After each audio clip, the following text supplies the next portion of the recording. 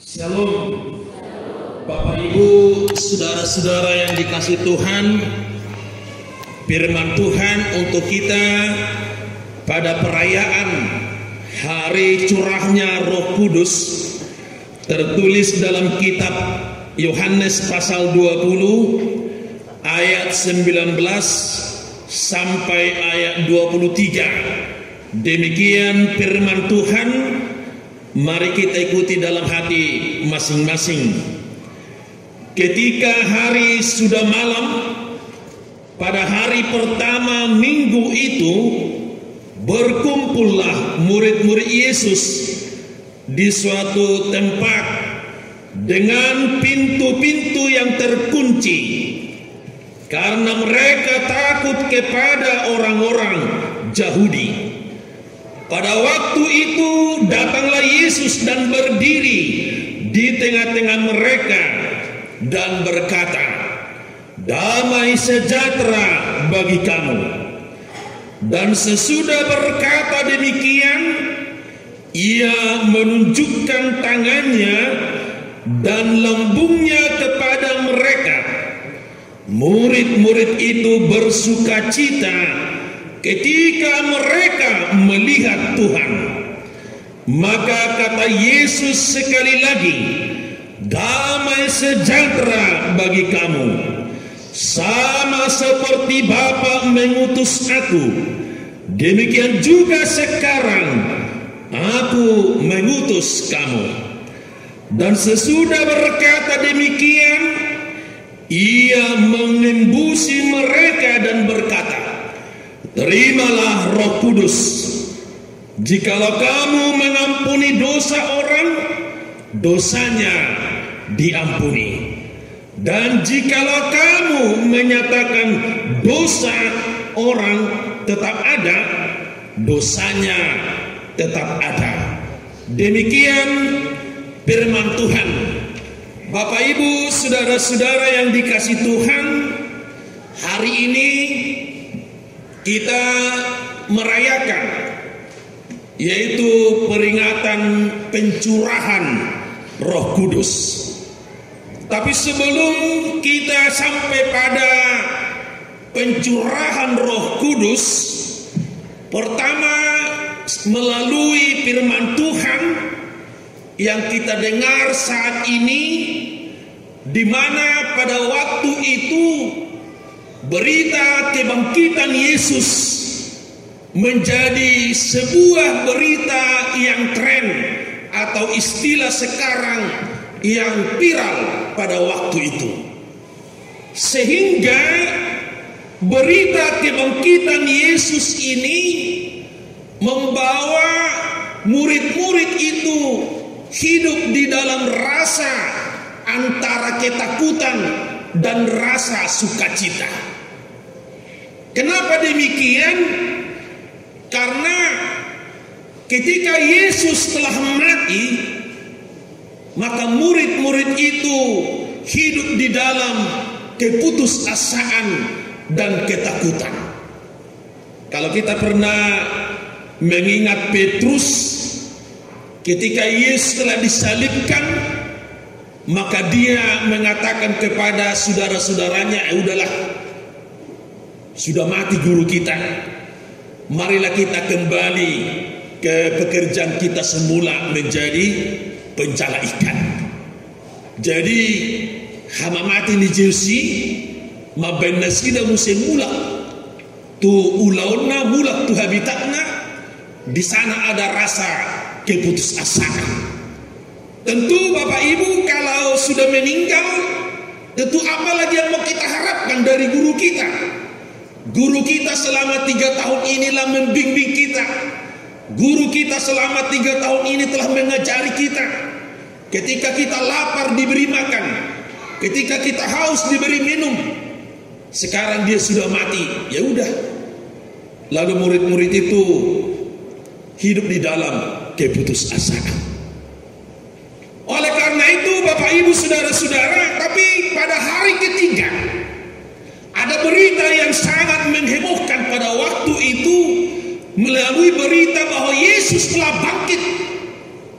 Dan berita itu sangat viral pada saat itu, sehingga ahli-ahli Taurat, orang-orang Farisi, lalu mereka menemui para soldado yang menjaga kuburan Yesus. Bilanglah, katakanlah demikian, bahwa Yesus itu tidak bangkit, tapi datang murid-muridnya pagi-pagi atau malam-malam ketika kami tertidur, maka mayat Yesus itu dicuri oleh para murid-murid. Lalu para soldado itu disogok dengan uang yang sangat banyak pada waktu itu. Nah, Bapak Ibu Saudara-saudara, sehingga melalui berita tersebut, maka murid-murid itu makin takut. Karena apa? Karena para ahli Taurat, orang-orang Farisi, tokoh-tokoh Yahudi akan berusaha mau menangkap para murid-murid ini dan memaksa mereka. Ketika murid-murid itu ditangkap, memaksa mereka mengatakan bahwa kalianlah yang mencuri mayat Yesus itu. Dia tidak benar bangkit. Nah, Amanginang dalam situasi yang demikian yang sangat mencekam, lalu di dalam firman yang kita dengar hari ini, maka murid-murid itu selalu bersembunyi. Murid-murid itu mengunci rumahnya karena mereka takut akan ancaman, akan berita yang telah didengar mereka kebangkitan Yesus, dan mereka juga akan diancam oleh para tokoh-tokoh Yahudi yang membenci Yesus pada waktu itu.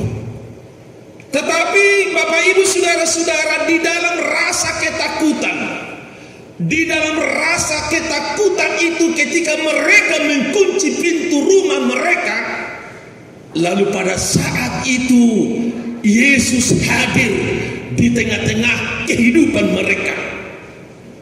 Tentu kita berpikir, bagaimana mungkin Yesus itu bisa masuk ke suatu rumah yang terkunci? Mungkin ini sebuah pertanyaan bagi kita. Kalau misalnya seperti gereja kita ini, kita kunci pintu di sana, pintu yang di samping, kita tutup semua jendela ini dengan rapat-rapat. Mungkin kita, murid-murid itu membuat kuncinya ekstra tambahan karena mereka rasa takut yang luar biasa. Tapi pada saat itu Yesus hadir di tengah-tengah mereka. Tentu Amanginang menjadi sebuah pertanyaan, bagaimana mungkin Yesus itu bisa masuk tanpa membuka pintu? Tetapi Amanginang harus kita pahami bahwa Yesus itu bukan hanya sebagai manusia saja, tapi dia juga ada dalam dirinya keallahan. Jadi dibatasi di mana? Kalau dia adalah Allah, maka dia tidak bisa dibatasi oleh ruang dan waktu. Tidak bisa dia dibatasi oleh keadaan yang terjadi pada waktu itu. Dan lihat, mungkin kita masih belum masuk akal bagaimana mungkin dia bisa masuk ke rumah karena keadaan rumah terkunci. Jangankan rumah yang terkunci Amanginang, sedangkan kematian itu dia kalahkan. Kematian itu menjadi yang paling ditakuti orang. Kematian itu menjadi akhir segala-galanya. Tapi kematian itu juga dikalahkan dengan kuasanya. Dia bisa bangkit dari kuburannya. Dan pada saat itu Amanginang, ketika murid-murid itu di dalam rasa ketakutan, lalu Yesus berkata, damai sejahtera bagi kamu, kata Yesus. Apa maknanya Amanginang damai sejahtera yang dikatakan Yesus dalam firman ini? Saya membuat sebuah contoh. Ada seorang keluarga. Jadi keluarga ini dia memiliki rumah yang bagus, lalu dia ingin membuat sebuah lukisan agar bisa digantungkan di rumahnya ini. Lalu dia pergi kepada seseorang yang pandai melukis. Dia menyatakan kepada yang pandai melukis ini, "Pak, tolong dulu lukis temanya hidup di dalam damai sejahtera." Demikian kira-kira tema gambar ini. Tolong dulu gambar atau lukis gambaran hidup di dalam damai sejahtera. Lalu ketika mereka sudah sesuai harganya, lalu si pelukis ini melukis gambaran orang yang hidup di dalam damai sejahtera. Lalu pelukis ini melukis sebuah pemandangan yang sangat indah. Gunung yang sangat asri, langit yang sangat biru, dan di samping gunung itu dia gambar sebuah danau yang indah. Dan di danau itu digambar sepasang suami istri yang sedang naik perahu. Memang benar-benar lukisannya itu sangat indah dan sangat cantik. Nah, lalu dia menghantar ke rumah yang memesan tadi. Inilah gambaran seperti yang Bapak minta katanya. Dia melihat, wah bagus ya katanya. Lalu si bapak tadi juga yang memesan lukisan itu, dia juga pergi kepada seseorang yang lain. Dia juga mengatakan, "Pak, tolong dulu buat gambaran tema hidup dalam damai sejahtera." Sama dengan kepada yang pertama tadi. Nah, kedua, lalu pelukis yang kedua ini membuat lukisan yang sangat berbeda dengan pelukis yang pertama.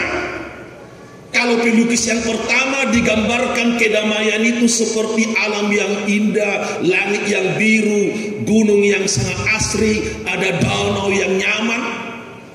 Itulah menurut dia.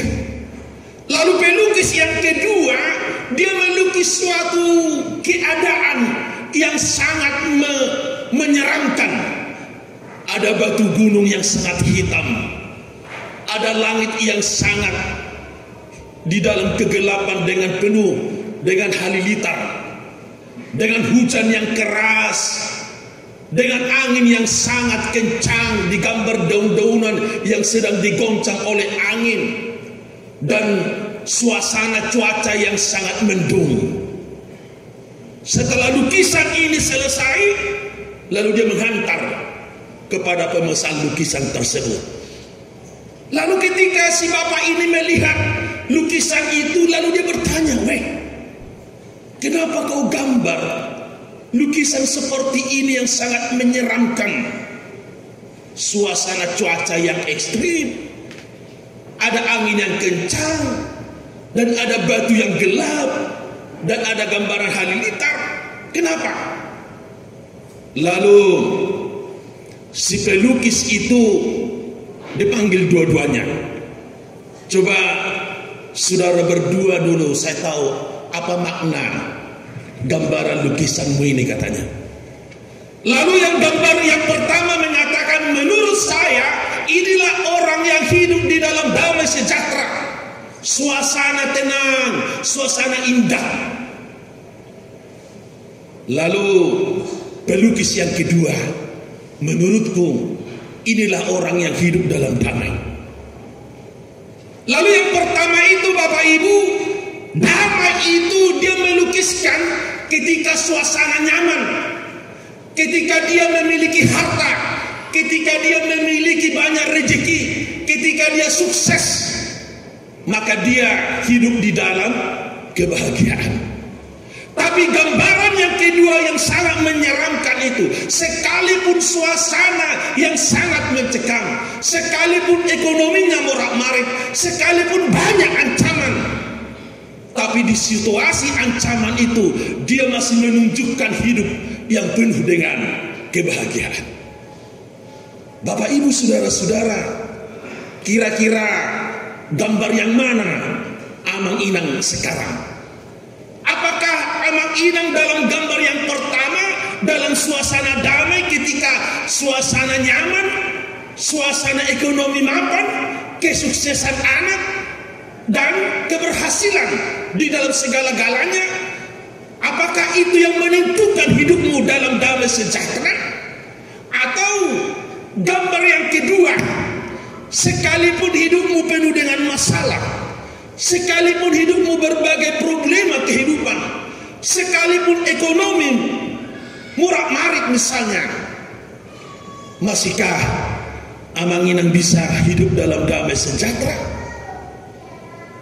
Nah, saudara-saudara, dalam firman ini, ketika Yesus hadir di tengah-tengah kehidupan murid itu yang penuh dengan rasa takut, rasa kecemasan, tetapi rasa takut itu, rasa kecemasan itu hilang karena mereka menerima Kristus, pembawa damai itu. Bohadu hita Amang Inang molo alani hagabeon hamorauni doho manguru di bagasan damai ingok ma parsatokinan dui. Tidak akan bisa itu membuat hidupmu damai sejahtera. Tapi sekalipun hidupmu di dalam rasa kecemasan, di dalam masa-masa problema kehidupan yang silih berganti, tapi bagaimana kita bisa menunjukkan di situasi yang demikian hati kita damai, hidup kita penuh sukacita? Dan itulah yang diperlihatkan oleh murid-murid ini, yang awalnya mereka rasa takut, yang sampai-sampai pintu dikunci, ditutup rapat-rapat, tetapi suasana itu berubah dari rasa takut menjadi hidup dalam damai sejahtera, damai yang akan datang kepadamu, kata Yesus. Bisakah Amang Inang sekarang, ketika firman ini disampaikan pada kita hari ini, bisakah hatimu hidup di dalam damai sekalipun di dalam hatimu sekarang ada banyak problema, sekalipun dalam pikiranmu ada banyak masalah? Jadilah seperti lukisan yang kedua tadi. Dan ingat Amang Inang, bagaimanapun kita berdoa agar hidup ini mulus, agar hidup ini sukses, itu tidak akan mungkin terjadi. Persoalan hidup, masalah hidup pasti selalu ada silih berganti. Lihat, kalau anakmu sudah wisuda S1, hidupmu mertua mah udah opung ni si Joshua teh ai memang ai nga selesai dia anak tinggal sarjana damai rohab.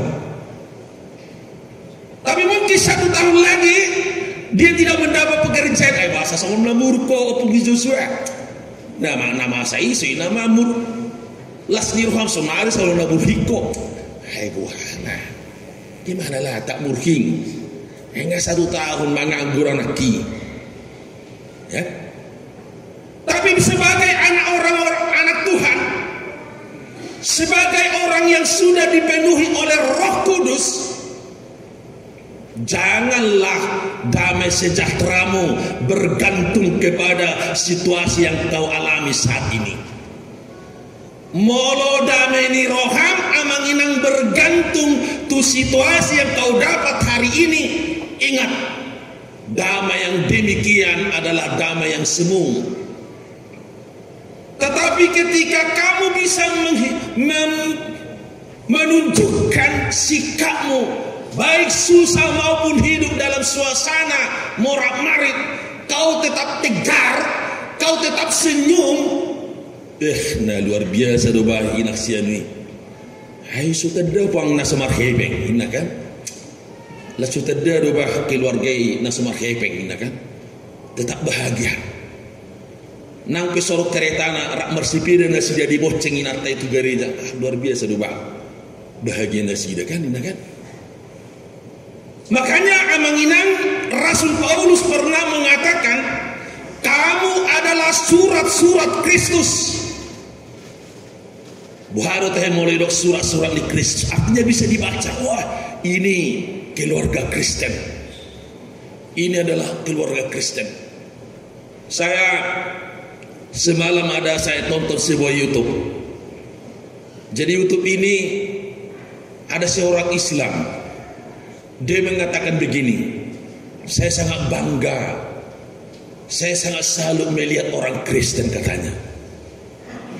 Kenapa kau bangga melihat orang Kristen itu? Karena kalau kami Islam mau makan cukup Bismillah, amin. Tapi saya pernah mendengar orang Kristen berdoa mau makan. Dia berdoa makanan itu sudah diberkati.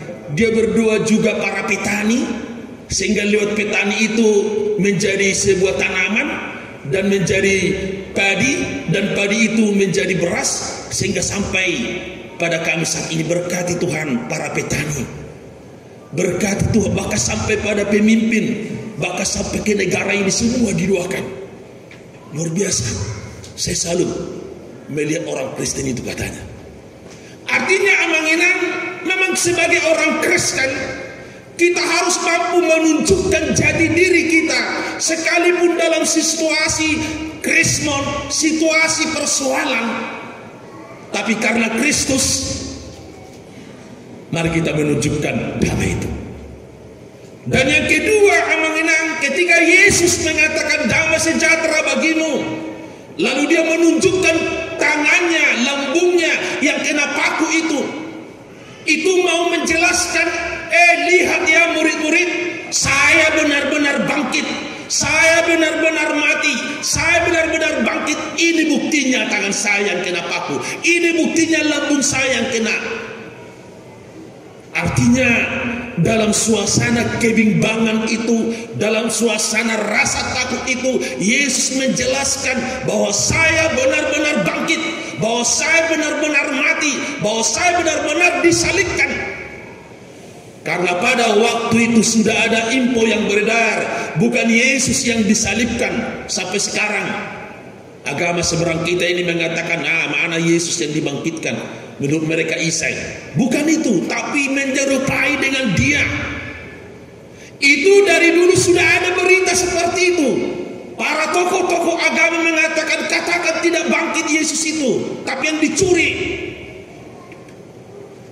Amanginang dalam suasana yang demikian, Yesus memperkenalkan lagi, lihat ini tangan saya benar-benar bangkit.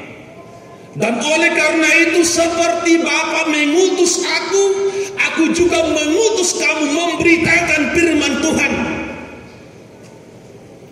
Dan itu amanginan sekarang tugas kita. Lewat pencurahan Roh Kudus, kita diingatkan, kita diajak oleh Yesus memberitakan firman Tuhan.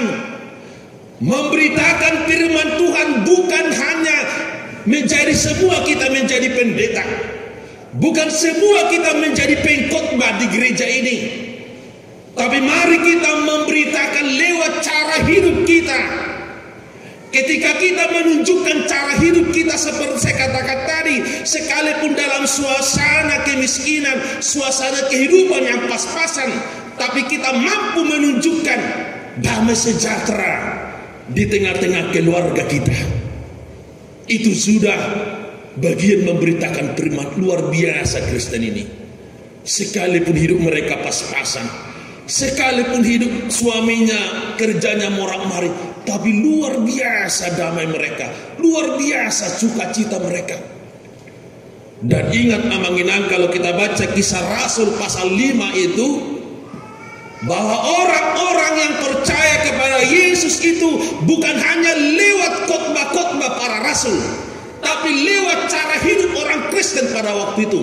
Dia lihat orang Kristen itu hidup rukun, dia lihat orang Kristen itu hidup dalam damai sejahtera, sehingga orang tertarik. Dan kalau kita baca itu YouTube sekarang, ada banyak orang-orang yang percaya kepada Yesus bukan lewat pemberitaan pendeta, tapi lewat cara hidup orang Kristen itu. Luar biasa ya orang Kristen itu katanya. Di mana luar biasanya? Sekalipun kami mencaci kalian, sekalipun kami membakar gereja kalian, kalian tidak pernah membalas. Ada banyak. Ada pernah saya cerita seorang orang Batak juga, tapi dari Gunung Tua dia. Dulunya dia Islam. Lalu saya tanya waktu itu karena dia menjadi Kristen, kenapa kau jadi Kristen? Ketika kapan kau menjadi Kristen? Saya Kristen ketika waktu itu saya di Bangkinang katanya, Bangkinang yang di sana. Waktu itu saya melihat orang-orang sekitar itu membakar gereja. Dulunya kan gereja itu di Bangkinang itu di kotanya.